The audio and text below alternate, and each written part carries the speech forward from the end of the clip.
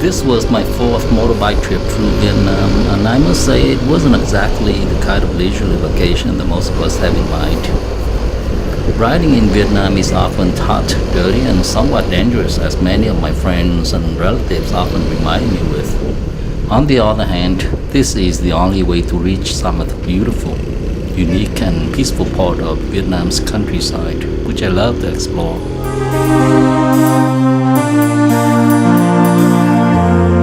This time, I was planning to do at least a week's worth of motorcycle riding along the coastline.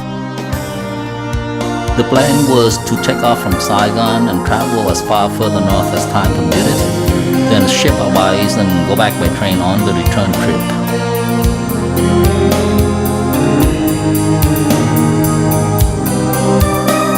After lots of convincing, I was able to recruit two more friends from the US to join me on this trip. In addition, two of my old high school buddies living in Vietnam also asked to join in. Go back and forth a few times. Alright, well, let's see. We found this bike rental business via the internet. It is more like a consignment shop, connecting renters like us to local people who had extra bikes that they wanted to rent out to make extra money.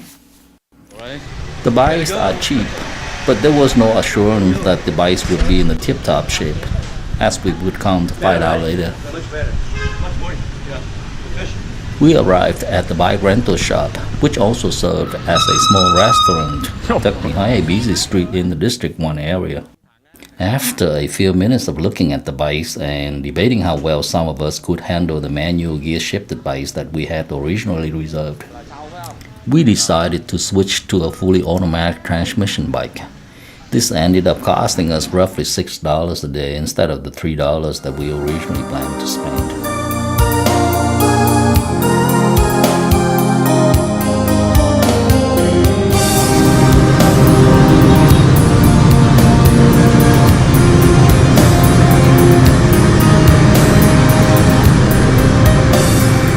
Roughly 15 minutes into the trip, and just as we had barely escaped Saigon's heavy traffic, one of the bikes started to develop a problem and kept stalling. We decided to stop and found out that the bike's front brake was overheated. After spending a good 30 minutes trying to explain the problem over the phone in the middle of the busy traffic to the owner of the bike shop, and waiting another 30 minutes for help, a couple of mechanics were finally sent out to replace the bike's brake pads. So hopefully that solved the problem.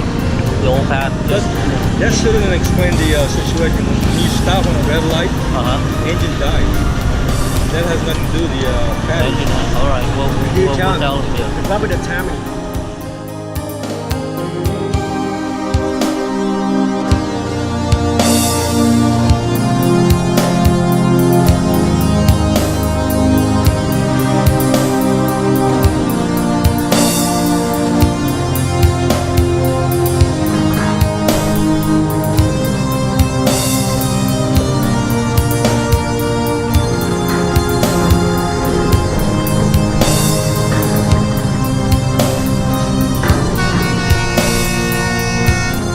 Roughly about an hour into the trip, we finally continued. Just as we were about to cross the intersection as we were passing through a small industrial town on the outskirts of Saigon, the same bike's front brake now totally locked up and knocked one of us to the ground. The brand new helmet was a sure sound investment. Fortunately, the slow speed at the intersection when the incident occurred also saved our day. Nevertheless, scratches and bruises was unavoidable. Again, it took us a few more hours to explain, to negotiate, and to wait for another bike to be delivered as we sat with some more cold rings in the hot and sweltering afternoon.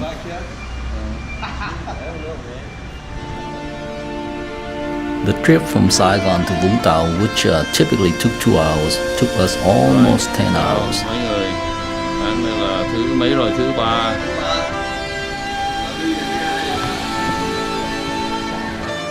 By the time we got to Vũng Tàu, it was already dark.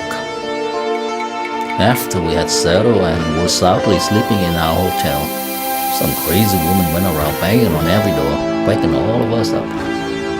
This lady suspected that her husband was cheating on her and went bananas. There goes a much needed rest.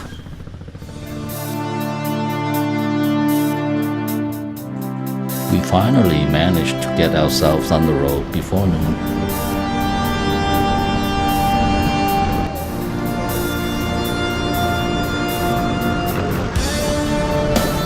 As we began riding, a long light shower started to sprinkle on us.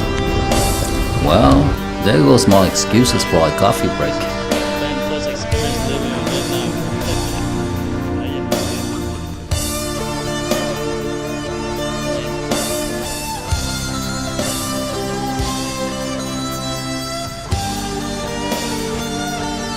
By the time we got close to Phan Thiet, the rain had started to come down heavier, blocking much of our vision. In addition, there was the damn bridge on our way into town, which one of us could not see. The bridge won, of course. There was another downrider. Now, the pickup truck that I thought would have hampered our trip turned out to be a real blessing. All we could do was pick up body parts as they began falling off from the bikes, load our wounded warrior on the pickup truck, and look for the nearest hotel to settle in for the night. So far, we had broken just about every cardinal rule on this trip, and the results were clearly reflected. Sometime during the night, someone went around knocking on our doors again. This time, we were too tired to open the door. Instead, our pissed-off cursing helped keep the intruder away. We don't know who knocked on the door, but 2 nights in a row. What are the odds? We woke up and checked the weather forecast for our next destination, Nha Trang. It was going to rain for the next several days. We decided to call off the bike trip and have all our bikes shipped back to Saigon. After taking care of the bikes, all 6 of us packed in the pickup truck and headed to Marine Air. Just a few miles up the road, we found a nice and practically deserted resort right on the beach. After a few minutes of bargaining, we got 3 rooms. Each room cost roughly $23 each. We were perhaps the only souls in this 200+ units resort complex. The rain in the forecast surely kept everyone away. On the other hand, our small group had a large population of mosquitoes to share amongst ourselves.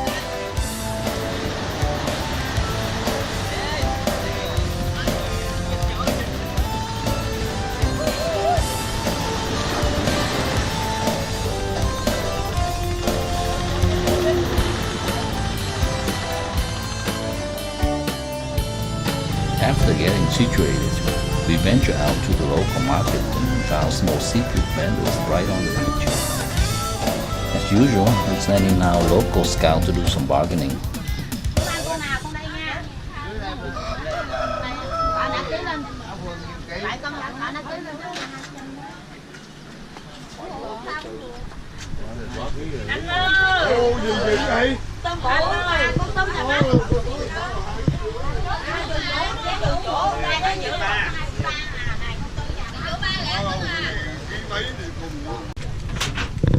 Cái này là ướp với cái gì trên đó? Bơ tỏi hả?